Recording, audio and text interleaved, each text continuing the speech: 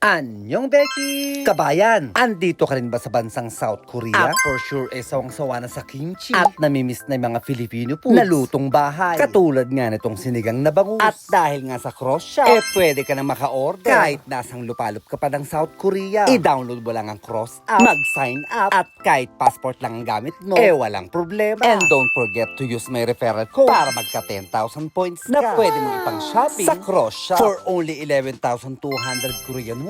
May sinigang set ka na. May pansit bihon set, adobo set for only 10,200 Korean won. Hindi mo na kailangan bumiyahe or magpunta sa Philippine Mart. I-deliver na lang sa tapat ng pinto mo. Libre din ang take sa first order. At libre din pag naka 50,000 plus ka. Follow their FB page para updated ka sa event at promos.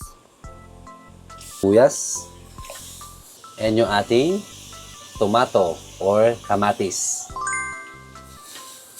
At takpan natin. Pakuluin lang natin ng mga 5 to 10 minutes para madurog yung kamatis at saka yung sibuyas natin at saka yung luya para mas lumasa siya habang wala pa yung bangus natin. Habang kumulo-kulo na rin siya, pwede na natin i-add yung ating siling panigang. I-add yung ating bangus.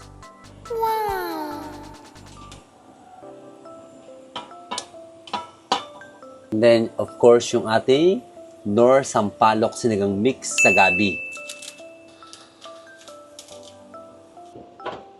Taste test natin sa bawo.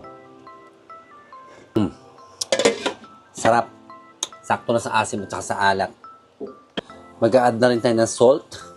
Salt to taste. At saka patis. Tapos, takpan lang ulit natin. At pakuluin natin for another mga 5 to 10 minutes.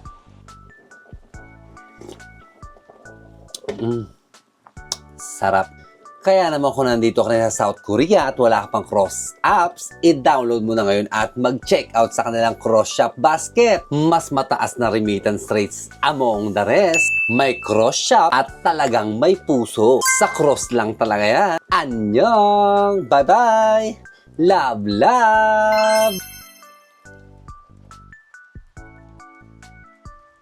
Sulit, kidlat sa bilis, at may puso. Cross lang!